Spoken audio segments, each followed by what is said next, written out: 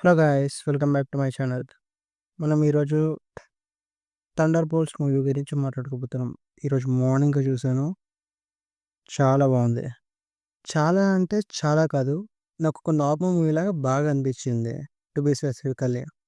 ఇది నీకు చెప్పాలంటే ఇది లాస్ట్ మూవీ ఈ ఫేజ్‌లో. ఈ మూవీ తర్వాత మార్వెల్ కొత్త ఫేజ్ స్టార్ట్ కాబోతుంది. So, I was curious and ఈ మూవీ నన్ను డిసప్పాయింట్ చేయలేదు.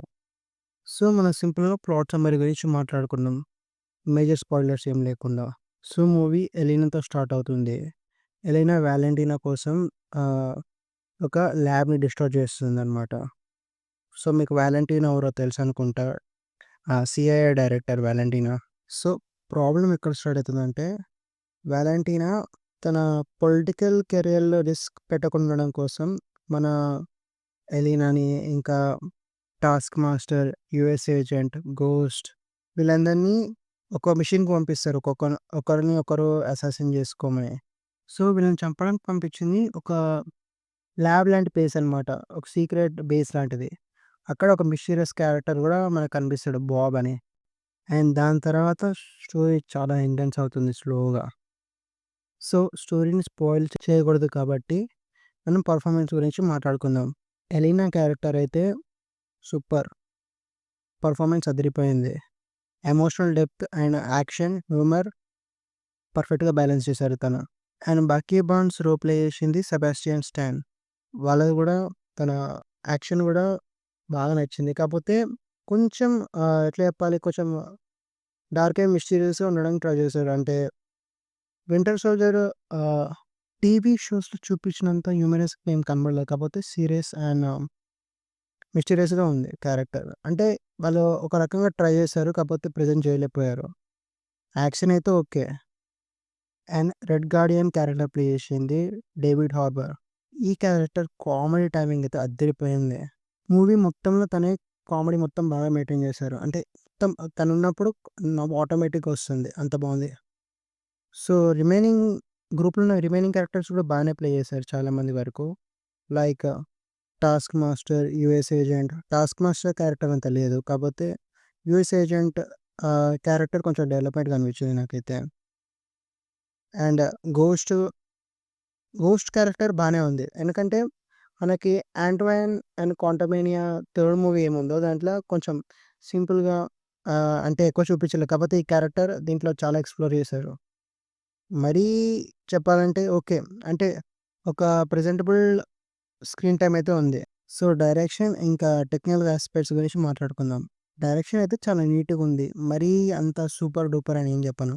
కాపోతే సీజే సీజే ఓవర్‌బోర్డ్ ఏం తీసుకెళ్ళలేదు. అంటే ఎక్కువ సీజీఐ సీన్స్ కూడా ఎక్కువ వాడలేదు. ఇంకా సినిమాటోగ్రఫీ అండ్ బీజీఎం సీన్స్ కి చాలా ఎలివేషన్ ఉంది. స్క్రీన్ ప్లే స్లోగా అనిపించింది అప్పుడప్పుడు. కాపోతే స్టోరీ ప్రకారంగా అయితే బానే ఉంది. అప్పుడప్పుడు ల్యాగ్ ఫీల్ అయితుంది. బట్ మూవీ మొత్తం ఎంగేజింగ్‌గానే ఉంటుంది. సో, హైస్ అండ్ లోస్ అయితే strong performance, engaging story line, grounded action sequences, emotional depth చాలా ఉంది. అండ్ లోస్ గురించి మాట్లాడుకుంటే స్లో ఫేజ్ ఇన్ కొన్ని కొన్ని పార్ట్స్‌ల. అండ్ గోస్ట్ క్యారెక్టర్ డెవలప్‌మెంట్ బావుంది. కానీ ఇంకా కొంచెం బావుండొచ్చేటట్టు చేయొచ్చేమో అని కూడా అనిపించింది. ఓవరాల్‌గా చెప్పాలంటే 'థండర్‌బోల్ట్' ఈజ్ ఏ రిఫ్రెషింగ్ చాలా మార్వెల్ మూవీస్ తర్వాత. ఎందుకంటే లేటెస్ట్ వచ్చిన మూవీస్ అంత పెద్ద హిట్ ఏం కాలేదు. అండ్ ఈ మూవీ బానే అనిపించింది నాకైతే. ఆహ్, లాస్ట్ ఫేజ్ మూవీగా. నాకొక 'సూసైడ్ స్క్వాడ్' లాగా అనిపించింది. కాపోతే it could be better. To be specific action, ఆహ్, ఫైట్ సీక్వెన్సెస్, స్పెసిఫిక్‌గా కెమెరా యాంగిల్స్. అంటే స్టోరీ ప్రకారంగా అయితే స్టోరీ అదిరిపోయింది నాకైతే. ఇండివిడ్యువల్ యాక్షన్స్ కూడా ఓకే. కాపోతే ఫైట్ సీక్వెన్స్‌లో గానివ్వండి, అండ్ కెమెరా యాంగిల్స్‌లో గానివ్వండి, కొంచెం ప్రాబ్లమ్స్ అనిపించింది అంతే నాకు.